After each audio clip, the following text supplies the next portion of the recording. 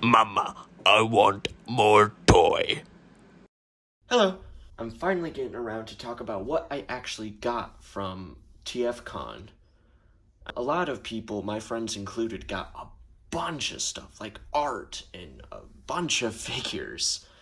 But me personally, I just didn't get all that much. In fact, in total, I think I got about 4 or 5 things that I actually bought.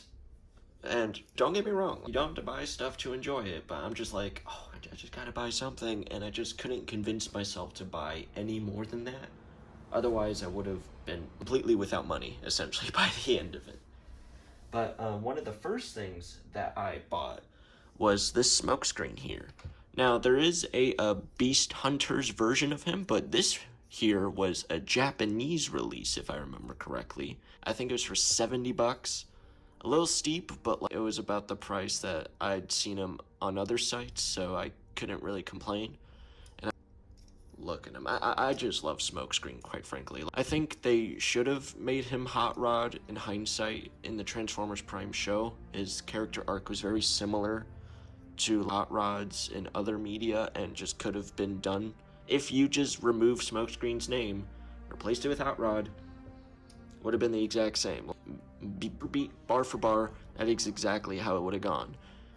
But other than that, I think this is such a fun figure. He doesn't have any wrist or foot rotation, so posing him is going to be a little difficult. He got a bunch of stompy feet, and he's a little loose at the moment, but I can tighten that up. That's not really a problem. My issue is here. So you see this arm here?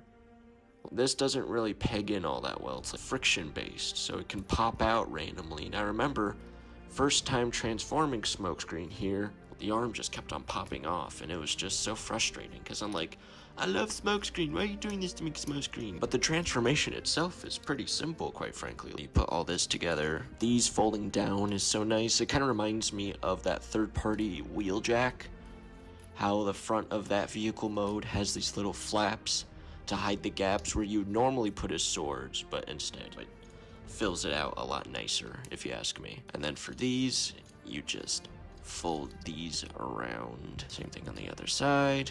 Fold this down. Arms have to be moved out of the way. Same with this backpack piece. It's supposed to fold down, and these empty slots are supposed to go here, essentially, and fit right in. But it doesn't do that terribly well. It feels like you're about to snap it off. And thankfully, this thing hasn't broken in any major way, at least for me. All the pinned and screwed in bits are holding together nicely. It's just everything else that's been giving me issues. So you just sort of shimmy it on down. There we go. Fits in rather nicely. So then the wheels here, what it does is you pop them out. You can make them swivel around so that they fit in up here. The head turns all the way around. So same thing here, the front grille, or front bumper, I should say. I'm not much of a car guy, I don't know if you can tell, but that's kind of the funny part. You're a Transformers fan, and you think, oh, you must know a lot about cars, but honestly, I think besides the more iconic vehicles, like Bumblebee's Volkswagen Beetle and the Camaro, funny enough, I believe it's called, there's not a whole lot of other vehicles you can immediately identify as an Autobot or a military vehicle that for a fact is a Decepticon. You just think Starscream's like a jet. You don't think, oh, he's like a F-16 or whatever it's called. You don't immediately identify it, or at least I don't immediately identify it, but the moment you start looking into it, you see the real-life comparisons of what the vehicle looks like compared to the toy or cartoon. You're like, oh, that makes total sense. But here it is. That would peg in correctly. Look at that. That is a swish alt mode. I always loved his look in the show. I wasn't a huge fan of his blue paint job that he got later, though to my memory, that's what Smokescreen is supposed to look like. So I don't know. I just think the white and little racing decals just work for me. They just do something. They're really good. I really do appreciate it. Then his little weapon here fires like any other normal weapon. Can plug in right up top. There we go. Now he's less aerodynamic. Like pregnant women. On to the second figure that I bought here.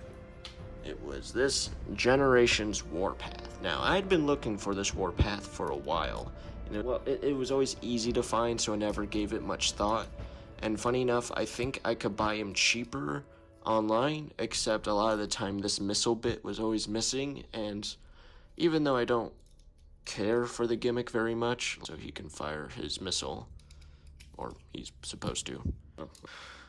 A bit little inconsistent there, but I just thought it'd be nice to have the missile. That's my main point. It was easier to find online, usually without the missile, and I thought, oh, it'd be awfully nice if I could find the missile. That's kind of cool. And now I got it, and he's cool as fuck. I like how in the elbows here, whenever he bends them, it kind of stops, but then neatly fits into it. You have to do it at the perfect angle, otherwise it's going to be like, I can't bend. Look at that. But other than that, his articulation is fine, no ankle pivot, nothing to do with the wrist, his head can swivel around. I don't like this shit. I wish they could have put it away. I know he's supposed to have that out or whatever, but I think it's stupid.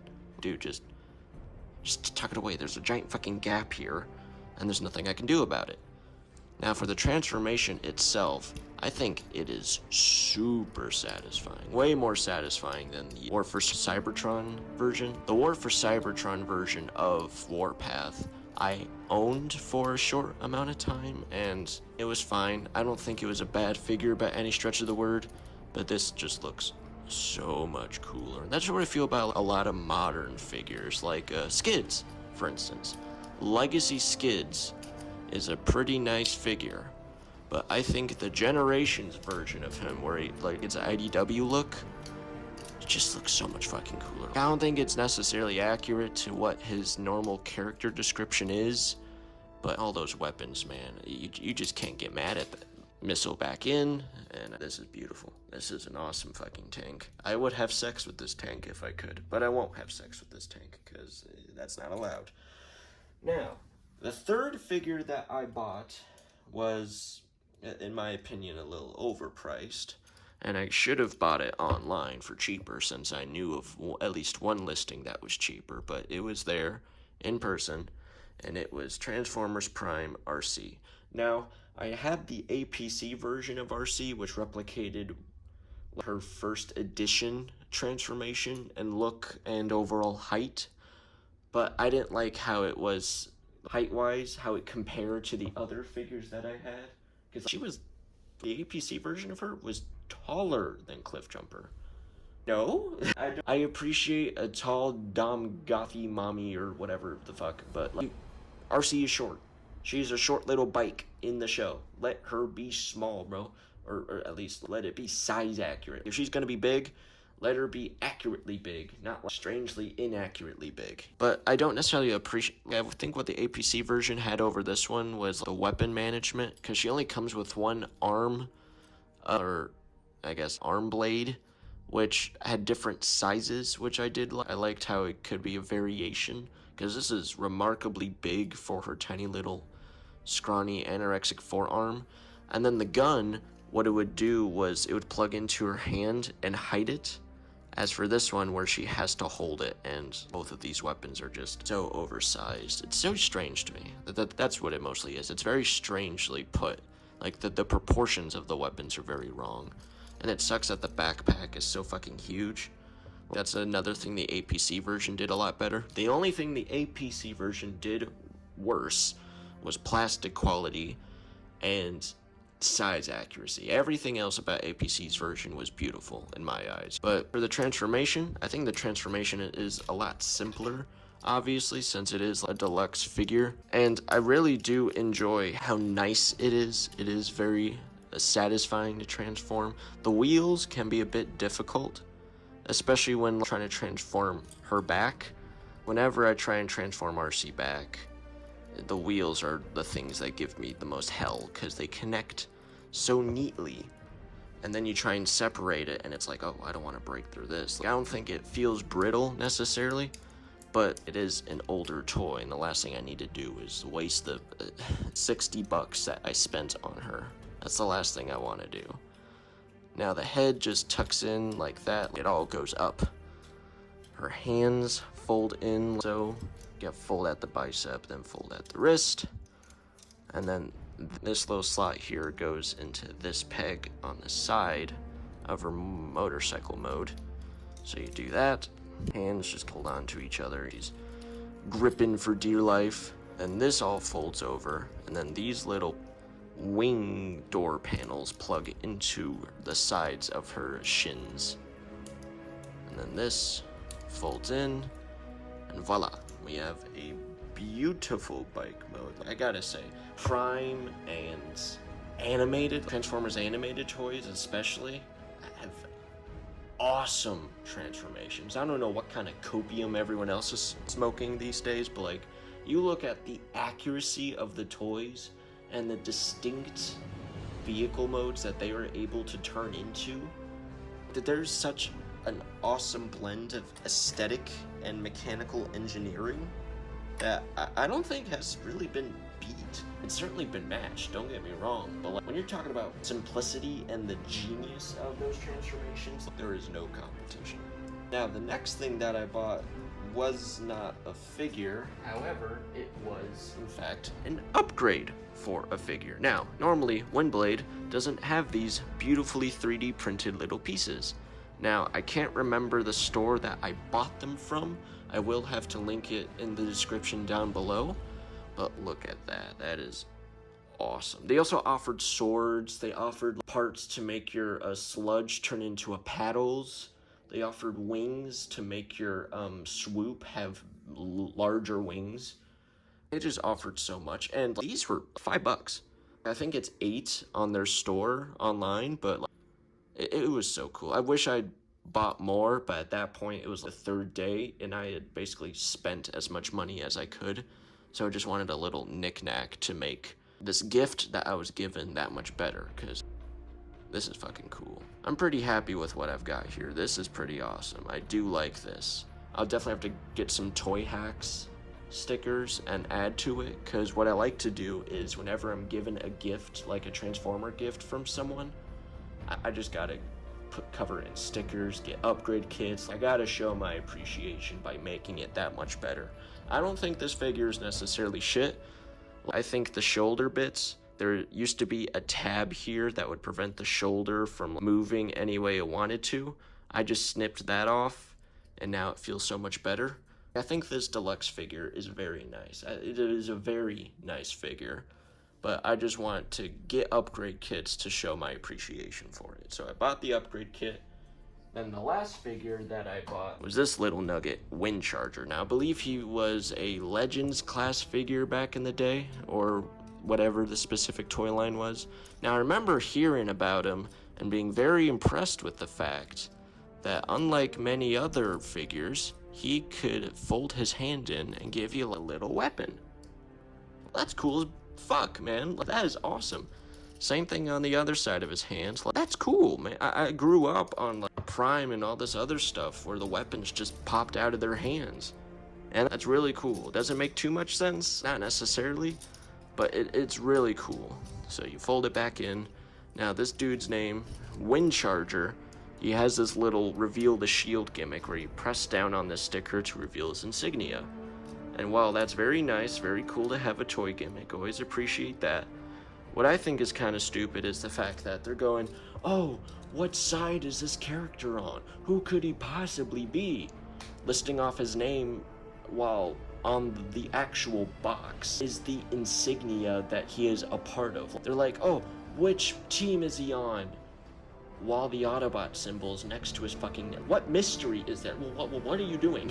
And it's the same for the other figures in that toy line, if I remember correctly. Like, you go, which side is this guy on? It's the Decepticon symbol in the top corner of the box, and it's like, real mystery, man. There's no way I could figure it out. But what's really nice is how simple this transformation is. I do appreciate it, and just how much fun it is as well. I do think that it's very engaging. Now this part tripped me up, so you fold in the feet like that, right? And I kept on trying to bend the knees and it wasn't fitting into there. That's because this waist here needs to extend. And even then, it's a bit of a tight fit, which makes it, for some people, satisfying. For me, a little, okay, you could have made it a bit nicer, but you decided to make it like, You added that step for no real reason in my mind. But this all folds together. You squish this back bit here. Oh, Jesus Christ. Shot out of my fucking hands. I got butterfingers, man. But fold that up. This all folds in nicely. And then you just scooch up the hands. You make everything fit in real nicely. And then, once it's all pressed together, voila, you got Wind Charger's awesome looking alt mode. This sports, rough and tumble sports car. This thing looks mean. This thing looks very cool. It's a very awesome looking silhouette. A little crooked, like the original 2007 Optimus Prime truck. Have you seen that? It just looks like a very squiggly truck. But that is what I got at TFCon. I'm very pleased with my purchases. I think it was a lot of good fun to go to TFCon, see hundreds of thousands of people just there, going to different panels. I was mostly in the dealer room for a good chunk of that time, but it was still very cool. I did have a lot of good fun. I went there with my friends. And overall, I think it was a very successful first convention for me. I'd never been to a convention previously, and I'm not sick. I didn't have a bad time. There weren't any crazy people. There weren't any fans that ruined the experience. No one gave me trouble. It was a very good time.